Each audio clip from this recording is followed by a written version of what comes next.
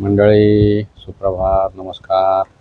आज आपला कोकणमधला तिसरा दिवस आहे आणि आज सकाळी आपण आपल्या रिक्षा काकांना बोलवून इकडे मालवणवरनं भोगवेला आलेलो आहोत. तर चला आपण आलो आता थोड्या वेळ जरा फ्रेश वगैरे झालो आणि आता जरा एक समुद्रकिनारी चक्कर मारून. चला तुम्ही चला ये. हे आपलं असं रिसॉर्ट आहे, खूपच छान रिसॉर्ट आहे. इथे असे व्हायब्रेशनच खूप पॉझिटिव्ह आहेत. खूप फ्रेश आणि असं मस्त वाटतं, तुम्हाला एकदम प्रसन्न वाटतं, छान वाटतं. इथंच तुम्हाला बीचला ॲक्सेस आहे.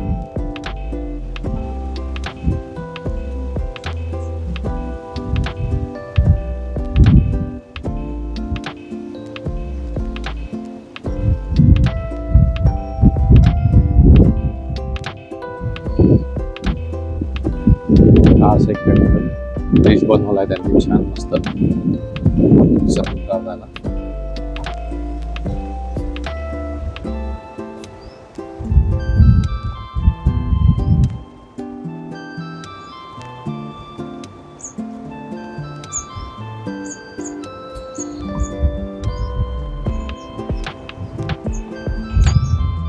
आपण इकडनं असे बीचवर येतो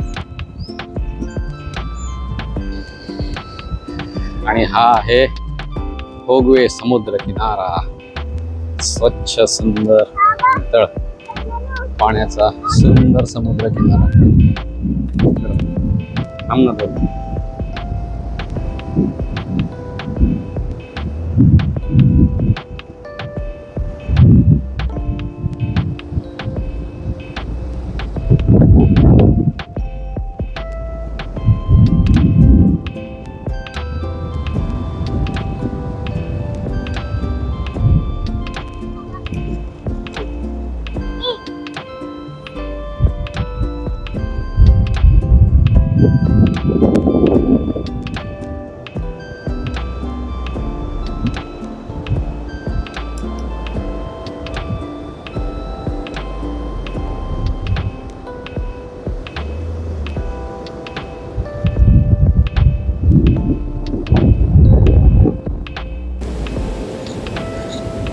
दुपारी जेवण करून आराम केला आणि संध्याकाळी परत समुद्र किनाऱ्यावर फेरफटका मारायला बाहेर पडलो.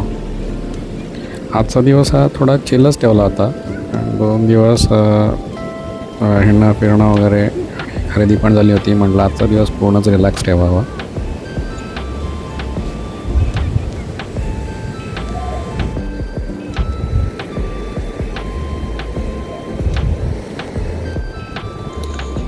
तुम्हाला समुद्राची ही गाज ऐकू येत असेल, मी अशी आशा करतो. ती मुद्दामूनच मी रेकॉर्ड करायचा प्रयत्न केला आहे, कारण समुद्र किनारी बसून तो समुद्राचा लाटांचा येणारा आवाज हा पण एक छान अनुभव किंवा सुखद अनुभव देऊन जातो.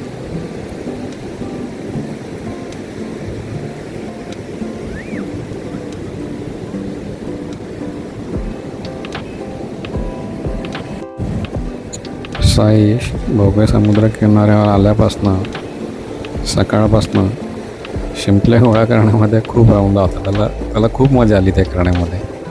आणि त्याचा हे शिंपले गोळा करणं प्रकार बघून मला माझ्या बालपणाची आठवण झाली.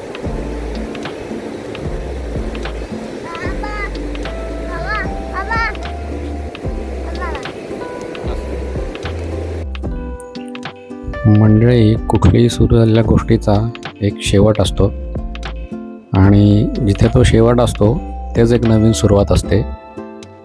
तर अशा प्रकारे ही आपली जी सफर होती, इथं शेवटचा 3रा दिवस आहे. उद्या आपण पुण्याला जायला निघणार आहोत. पण या सफरीच्या शेवटबरोबर पुन्हा एखाद्या सफरची नवीन सुरुवात होईल, जी मी नक्कीच तुमच्याबरोबर शेअर करेन.